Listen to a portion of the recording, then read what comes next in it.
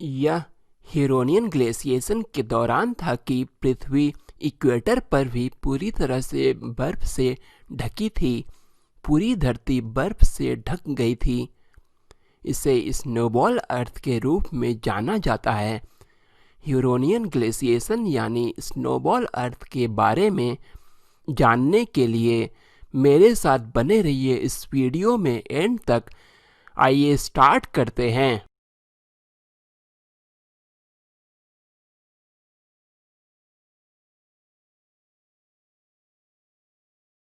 Super continent किनोरलैंड का breakup ह्यूरोनियन glaciation के साथ समकालीन था, जो 60 मिलियन वर्षों तक कायम रहा।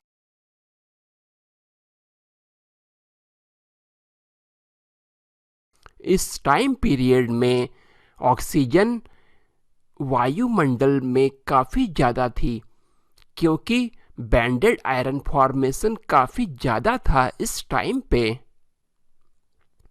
ऑक्सीजन के स्तर में वृद्धि होने के चलते ग्रीन हाउस गैस मीथेन कम होने लगी। किनोरलैंड का साइमल्टेनियस ब्रेकअप ने आमतौर पर हर जगह कॉन्टिनेंटल रेनफॉल को बढ़ा दिया। इस प्रकार कटाव में वृद्धि हुई और अन्य ग्रीनहाउस गैस कार्बन डाइऑक्साइड को कम किया। ग्रीनहाउस गैसें में कमी के साथ सूर्य की इंटेंसिटी भी आज की इंटेंसिटी का करीब 85% थी। जैसे जैसे सूर्य की एज बढ़ेगी, वैसे वैसे सूर्य की इंटेंसिटी भी बढ़ती जाएगी। इसके चलते स्नोबॉल अर्थ स्टार्ट हुआ, जहां प्लैनेट का औसत तापमान फ्रीजिंग पॉइंट से नीचे चला गया।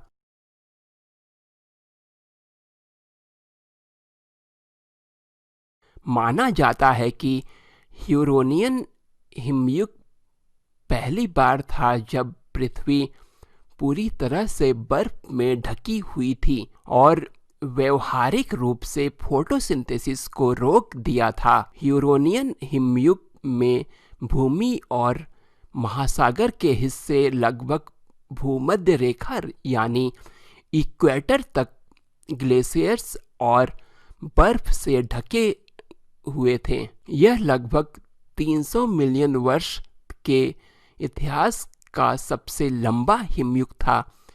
2.4 बिलियन साल पहले से 2.1 बिलियन साल पहले तक पृथ्वी साइडेरियन पीरियड में 3 बार जम गई थी, जिसे ह्यूरोनियन ग्लेशिएशन कहते हैं, और अर्ली राइसियन पीरियड में एक बार जम गई थी।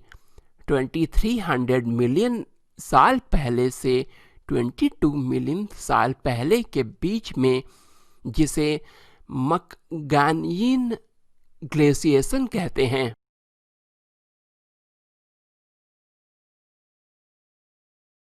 स्नोबॉल अर्थ की शुरुआत के लिए कई ट्रिगर जिम्मेदार हो सकते हैं, जैसे सुपर ज्वालामुखी का विस्फोट, मीथेन और या कार्बन डाइऑक्साइड जैसे ग्रीन हाउस गैसें के वायुमंडलीय एकाग्रता में कमी, सूर्य ऊर्जा उत्पादन में बदलाव, पृथ्वी की कक्षा के गड़बड़ी यानी perturbation of earth orbit. Huronian glaciation को वातावरण में ऑक्सीजन के पहली उपस्थिति ग्रेट ऑक्सीजनेशन इवेंट द्वारा ट्रिगर किया गया हो सकता है। वायुमंडलीय मीथेन एक मजबूत ग्रीनहाउस गैस को कार्बन डाइऑक्साइड एक कमजोर ग्रीनहाउस गैस और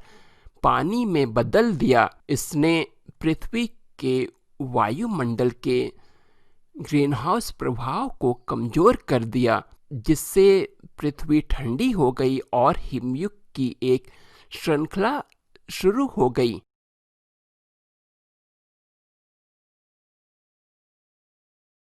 स्नोबॉल अर्थ घटना की शुरुआत में कुछ प्रारंभिक कूलिंग मैकेनिज्म शामिल होगा, जिसके परिणाम स्वरूप पृथ्वी पर बर्फ और बर्फ के कवरेज में वृद्धि होगी।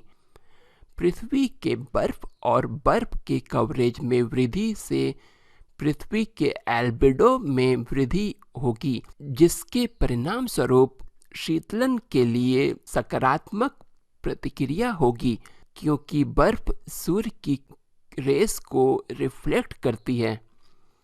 इक्वेटर के आसपास की अगर बात करें, जहां सोलर रेडिएशन ऑलमोस्ट डायरेक्ट होता है, वहां पर इक्वेटोरियल कॉन्टिनेंटल डिस्ट्रीब्यूशन के चलते बर्फ जमा होने में मदद मिली है।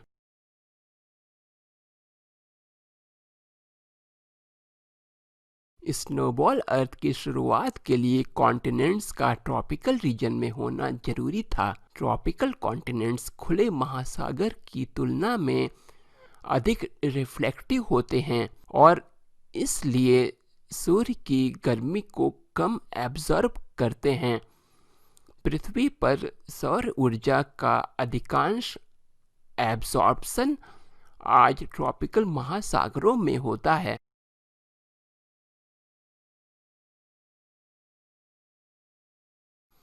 ट्रॉपिकल कॉन्टिनेंट्स में अधिक वर्षा होती है।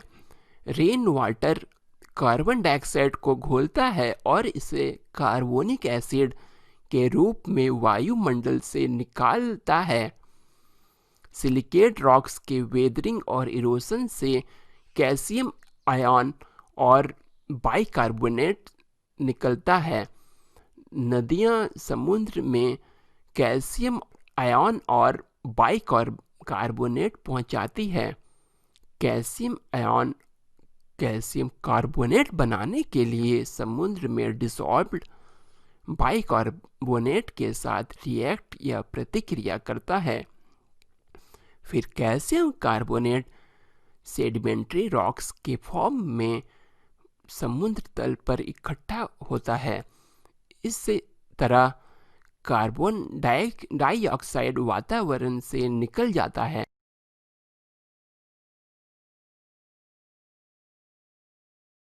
इस हिमयुग के कायम रहने का एक प्रमुख कारण ज्वालामुखी गतिविधि में एक अशांति है, जिसने वातावरण में कार्बन डाइऑक्साइड और मीथेन को कम कर दिया है, जिनमें से कुछ महासागर और बर्फ में फंस गए।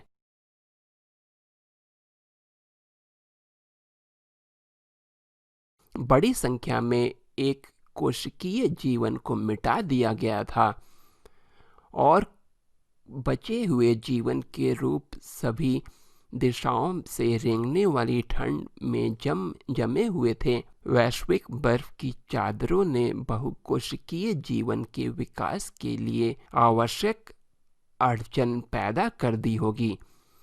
पृथ्वी के गहरे महासागरों और क्रस्ट में जीवित गहरे हाइड्रोथर्मल वेंट में रासायनिक द्वारा संचालित एनएरोबिक और निम्न ऑक्सीजन जीवन के जलाशयों में जीवन संभव होगा, लेकिन फोटोसिंथेसिस वहां संभव नहीं थी। वैश्विक तापमान इतना गिर गया कि भूमध्य रेखा अंटार्कटिका की तरह ठंडी हो गई। एक जबरदस्त ग्लेशिएशन पृथ्वी पर फोटोसिंथेटिक जीवन को कम कर देगा।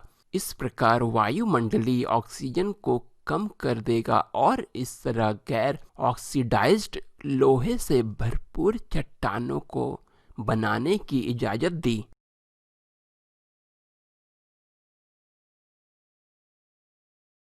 हिमयुग के दौरान ग्रीनहाउस गैस कार्बन डाइऑक्साइड और मीथेन का उत्पादन ज्वालामुखी और माइक्रोब्स द्वारा किया गया, जिसने बर्फ के नीचे दबे हुए ऑर्गेनिक कार्बन को गैस में कन्वर्ट किया।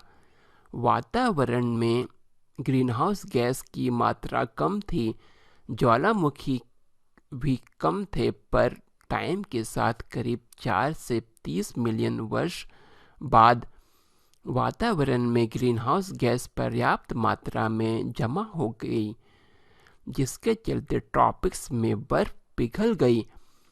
आइस फ्री लैंड डार्क होती है आइस से। इसके चलते लैंड ने ज़्यादा सूर्य की एनर्जी को एब्जर्व किया और ज़्यादा बर्फ पिघल गई।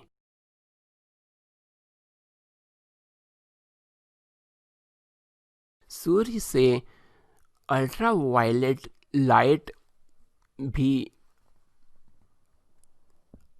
हाइड्रोजन पेरोक्साइड का उत्पादन करेगा जब यह पानी के अणुओं से टकराता है। आमतौर पर हाइड्रोजन पेरोक्साइड सूर्य की किरणें से टूट जाता है, लेकिन कुछ बर्फ के अंदर फंस गया होगा। जब ग्लेशियर पिघलना शुरू हुए तो यह महासागर और वायुमंडल दोनों में छोड़ा गया, जहां यह पानी और ऑक्सीजन के अणुओं में विभाजित हो गया, जिससे वायुमंडलीय ऑक्सीजन में वृद्धि हुई।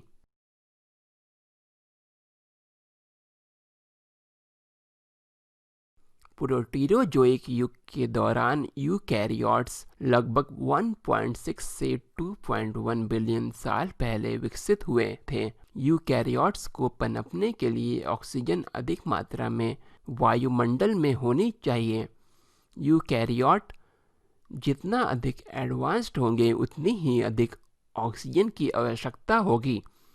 वैज्ञानिकों का मानना है कि पृथ्वी के शुरुआती वातावरण में ऑक्सीजन का निम्न स्तर इसका प्रमुख कारण है कि यूकैरियोट्स को विकसित होने में इतना लंबा समय लगा।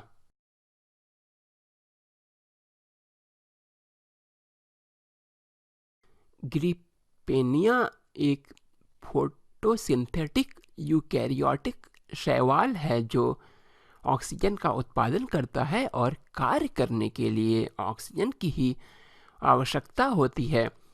2.1 बिलियन वर्ष पुरानी चट्टान में इसकी खोज का मतलब है कि तब तक ऑक्सीजन का उपयोग करने वाले जीवों का समर्थन करने के लिए ऑक्सीजन हाई कॉन्सेंट्रेशन में वातावरण में मौजूद रहा होगा। सबसे पुरानी संभावित ग्रिपेनिया जीवाश्म की तारीख लगभग 2300 मिलियन वर्ष पहले थी।